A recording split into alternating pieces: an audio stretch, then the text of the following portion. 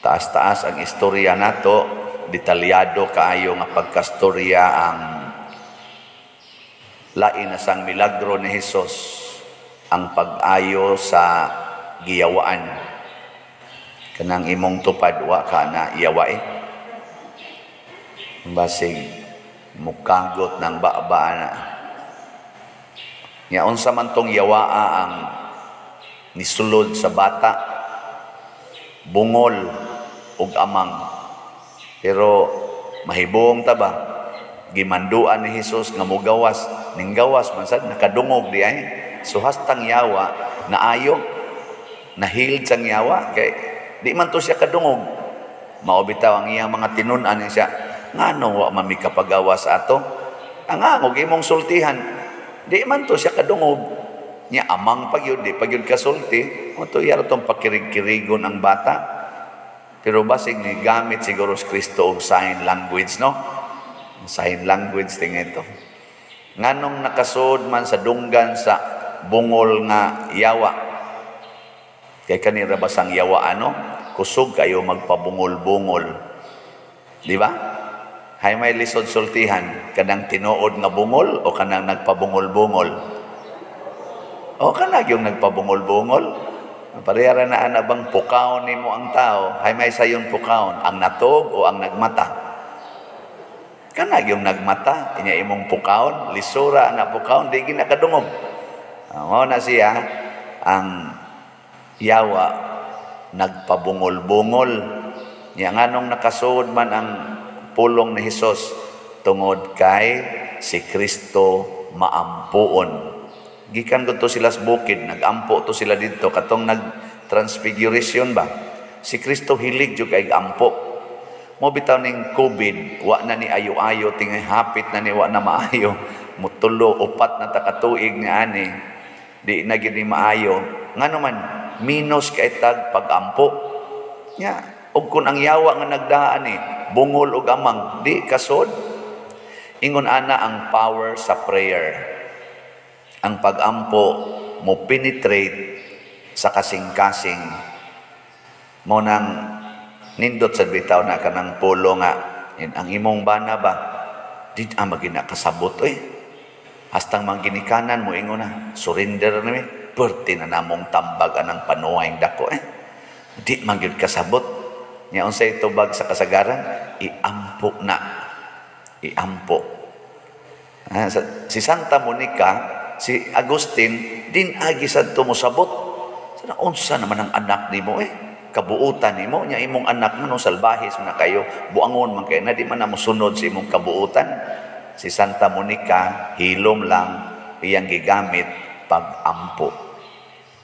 Ug na kay silingan nga buangon kayo kanang dili gyud mohatag og lugar kay iyang yung koralon iyang yuta nya di nakahapit kaagi, iampo. Nawa di ba sunod adlaw magbuwa-buwa ang baba na.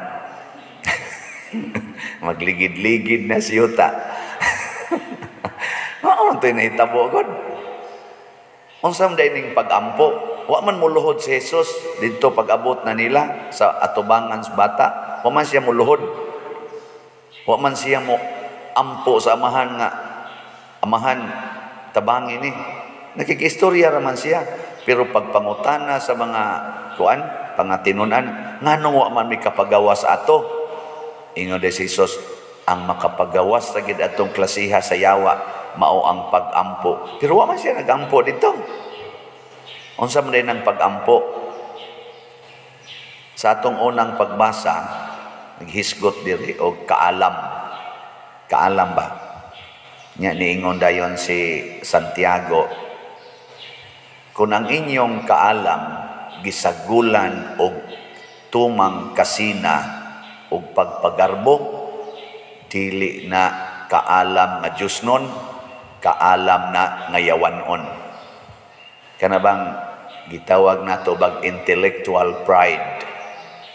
Kinsa may sagad maiguan intellectual pride. Kasagaran ang mga tag-as og ranggo o tag-as og grado. Kinsa may minus kayog intellectual pride? Ang mga way grado. Kano, lingian na imong tupad. Inataas ka grado. Na, kung daghan kayo na siya na eskwelahan, nadagko na siya mga posisyon sa katilingban, lisod kayo na tudluan. Muna ang unag yung lisod tudluan dinis atong relihiyon, ang mga obispo. Di ka katudlo sa obispo masuko. Nya ang sunod ang mga obispo, siyempre, ang mga pare. Lisod kayo tudlo ang pare. Testingig tudlo ang pare. Tudlo Ingnon day kas pare kinsa mga nya ang sunod anang pare madre kana mga madre mga buango na muna nga kun mangita mo mga tao nga naa nang gitawag og intellectual pride dali kay kang kakita dinhi sa simbahan ba dali kay na nimo makit-an diha sa mga obispo diha sa mga pare ug sa mga madre nya ang gasunod ana nila kinsa man kanang mga aktibo sa simbahan, kanang naas pastoral council, kanang mga leaders, mga organizations, maunay kasagaran. Labi na ginang magsigig simba, kada adlaw gyud mo simba, maunay sagad mga yawanon. Lagi.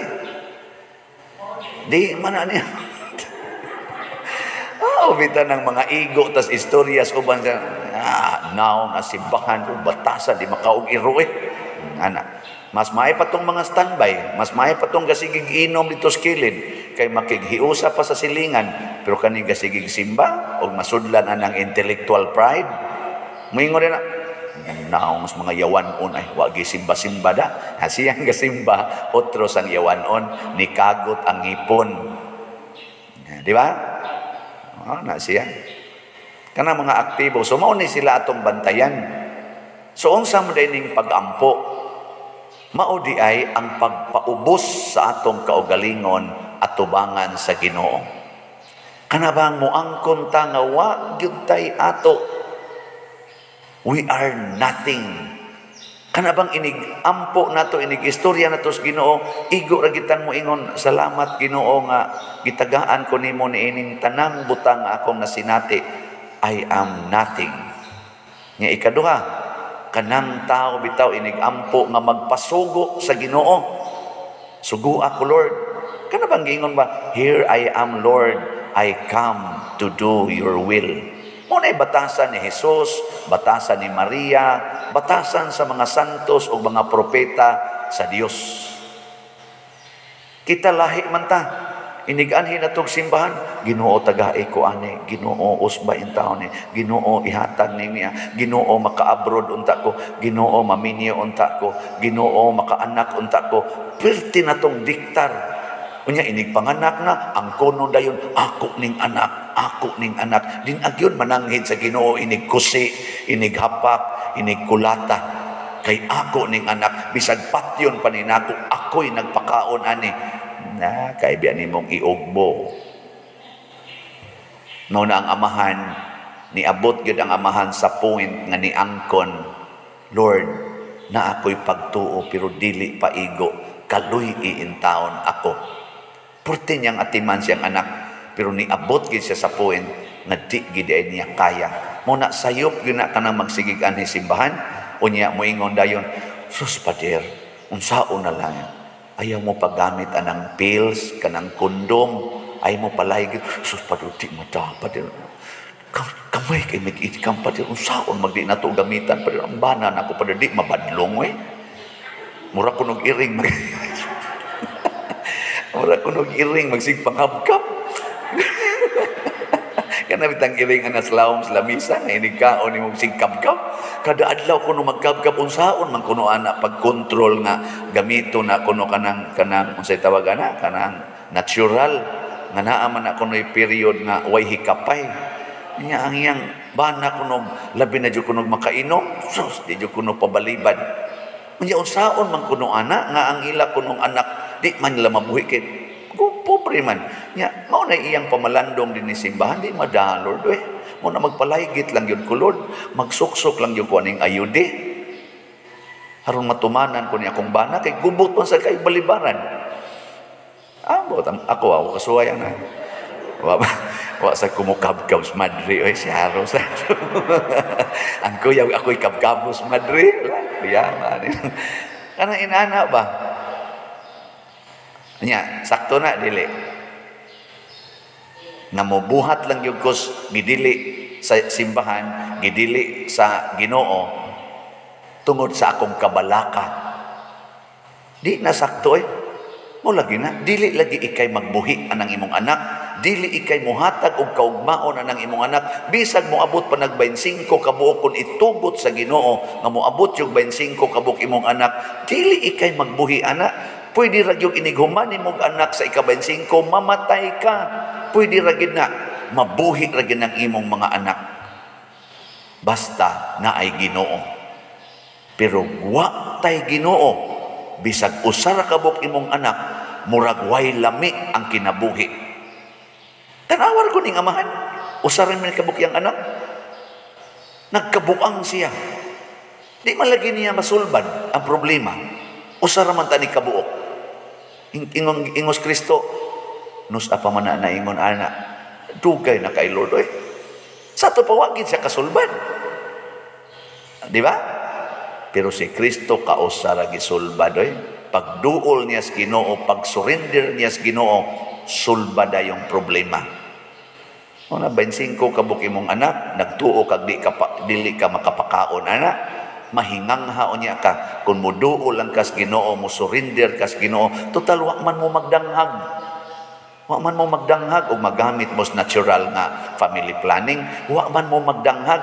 Gani ni mature og maayo ang inyong hunahuna. Nya di gyud kapugong imong bana kay murag iring magsigig pangabkab. Tagai ang iring. Tagai. Kay ang Ginoo ra say magbuot kung iya kang pamabduson or dili. Kadaghan dihang nagpagam abot ng ingatos Amerika, gasigig pagam sa ilang lawas aron lang kuno ma-fertile aron makapanganak. Oy sus, tag 15 ka tuig, tag 20 na ka tuig minyo, gipangkapoy na lang. Ari pas pari maghilak-hilak pa diwa, give me baby, tabangin taon. Ingong pari pa, testing ako no ko di agamay basig. Kana bang inana ba? Kaya nga naman, wak man gitugot sa Ginoo. Nakaroon, mamugos kita, i-inject yun anang kanang, ang tawag ana, dagkok gasto, anang in vitro, ang sa itong inana, fertilization process. O niya, namugos kita, nga mamabdos, niya inigawas anang bataa. Uy, sus, nakras, mas bisikleta, nabalik mang kamot, nabalik pag yung liog, ngala, forever naka-wheelchair, makasulbad ka na. Na ako'y kaila na 40 ka sports-minded. Pag nangaligog dagat, swimming man tong iya. Iyang gikatunan, bakit gusto siyang mahimog yung swimmer? Pag dive, nahubog-hubog magjutay, ugbok bitang os bato. Pinapo, mga 15 years old siya. Adto, karon 50 na kapin, wheelchair. Wheelchair lang yun. Ana, niyang kamot mo kongkong kay daghang mga nerves nga nga ko ang daot di naka-control. O niya, daghan kay kag kwarta. Ana, masulbad na nimo. Muna ayaw na lang pangambisyon. Ang tinuod ang pag-ampo, mao ang pag-surrender ngadto sa Ginoo. Nga ini text na ko karon, Pader, naa mi Bible study. Nya ni welcome ko Pader kay ako maning mga namang kaubas opisina ba. Naasay nangapil namo pero suod gud mi lain sa silang sikta. Mura bang nahog og ecumenical ba? Pero siya ay leader. Nya Marian man siya. Devoted man kaysa sa Our Lady of Fatima, palit kan siya slot. Siya, pero di ko mubutang og image ni Mama Mary Pader kay malain o niya tong ubang sikta. Ana. Naku ika may leader butang ni. Siya malain o niya. Nakog malain gani papahawaa kay dili na siya dili na siya gustong Bible study. Kaya sa may gitudlo sa Bible, ang pagsigig sinawayay, mao na ang gitawag og intellectual pride. Kani bitarong kagubot nga magsigig taglalis, sukad pas una sig lalis ani mga larawan, sawayon gyud ta nganong maggamit tag mga larawan, kanang mga laing sikta niya, may kuno ka islas Bible niya, masuko gid sila mo gamit tag larawan, intellectual pride na siya. Ano man, Dili ka kaampo kung ang imong tupad gagamit og larawan. Ako makaampo kung magamit kog larawan. Nga ikaw diya maggamit kag Bible, I can pray with you. Ug imo sa nang kwaon akong larawan, I can still pray.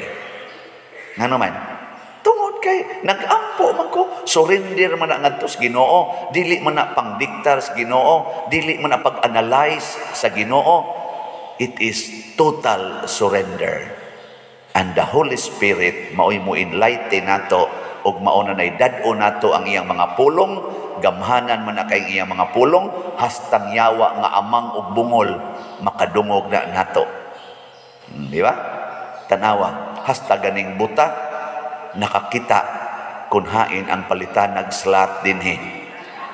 Nangani ni ang gadain taw nila usa ka buktot, upat sila ka buok, nakadumdum hain ang opisina nga mudawat aning slat nga Mother Mary's Healing and Deliverance. Ni ay nagsigig agi-agi dinhi, ang mga siga kay mata. Murag mga buta, di gyud ka dumdum hain tong palitan nagslat. Pero dako na taghalin oy, abot na kog 3,236 atong halin. Oh, di pakpakan na to. Salamat kayo sa mga namalit niya. Napa man say 6,764. Basin pa di ay daghan pang mga murag buta ba nga makakita, bungol nga makadungog, amang nga makasulti. Mao kini ang power of faith and prayer. Nindog ta.